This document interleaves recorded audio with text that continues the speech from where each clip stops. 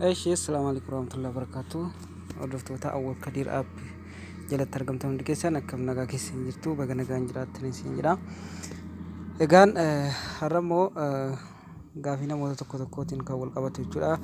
Namoonni jechuudha keessaa warra shamarranii jechuudha. Kifilii jalaa ta'anii araboonni jechuudha. Televizyiinaa fi koompitara adda addaatiin silkii irratti waan hojjetamu hunda ilaalan jechuudha. Kunis waan baay'ee nama gaddisiisu jechuudha. Haala kamiin ilaalamaa fi yoo akkas hojjetachuu barbaadne haala kamiin hojjetanna kan jedhu walumaan ilaalla jechuudha. Egaan araboonni jechuudha. Arabootas ta'e abbaa fedhe haa ta'u kifilii tokko keessatti mana tokko keessatti jechuudha. Kifilii tokko keessaa kifilii tokkotti silkii nama barbaadan irraa waan hojjetamaa jiru waan namni hojjetu waan namni ilaalu suuraa yoo inni ka'es koompitara keessatti dhaqee ilaalama jechuudha yookaan televizyiina keessattis jawaala keessattis innaa ofiifis yoo itti fayyadamuu barbaanne haala isaa hunda isin agarsiisa jechuudha. Sana dura garuu yuutuubii kiyyaa seenaa jechuudha. Yuutuubii keessan erga seentan jechuudha. Gubbaa kanarratti awwal kadir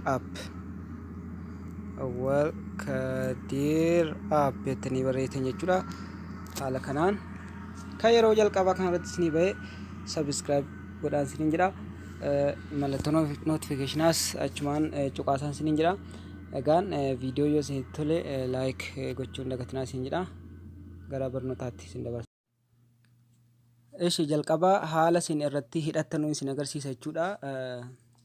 Iskiriina jawaala keessan irraa gad harkiftan jechuudha. Bakka kana ni beektan jedhee yaada.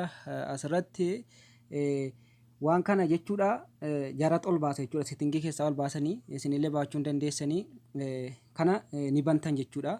Reemootii keessan fuutanii amma na hordofaa jechuudha. Reemootii keessan fudhattanii jechuudha televizyiina irra deemtan jechuudha. Asirratti jechuudha TV keessan bantanii reemootiidhaan DVD ka jedhu irra dabarfattanii jechuudha. Bakka kanarratti screen mirror ka jedhe kana jechuudha. Screen mirror ka jedhe kana isarratti gootan jechuudha. Isarra keessan jechuudha kan TV jechuudha. Ka silkiirraa immoo karaa baay'eedhaan irratti hidhachuu dandeessan jechuudha. Waayirlesiidhaanis connecting godhama jechuudha. Screen mirrorii bichaadhaanis yoo barbaanne jechuudha. Sanarratti okay goona jechuudha. Egaan akkuma argitan achirratti baheera jechuudha. Achirratti isiniif baheera jechuudha. Deebitanii immoo yoo cufachuu barbaaddan jechuudha. Kunoo haala kanaan kan asirra jiru kana jechuudha. Mallattoo asirratti argamu kana keessaa kan isin hin beekne yoo jiraate jechuudha. Dirqama ifaa ta'e taa'uu qabu. Cufuu qabdan jechuudha kanarraa. Waan argame hundarraa keessatti kana jechuudha.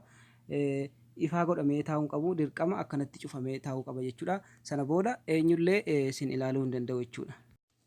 Wanni kun akkuma isiniin jedhe jechuudha. Fageenya irraan dalagu waan manuma tokko keessa kifilii tokko irratti yoo ta'e malee fageenya irraa fageenyatti dalaguu hin danda'u jechuudha. Egaan kana fakkaata barnoonni irraa sheer waliif godhaati namoota biraan ga'een namoota hin beekne biraan akka geessinu kabajaa isin gaafadha. Wassalaamu alaikum warahmatullahi wabarakatuh.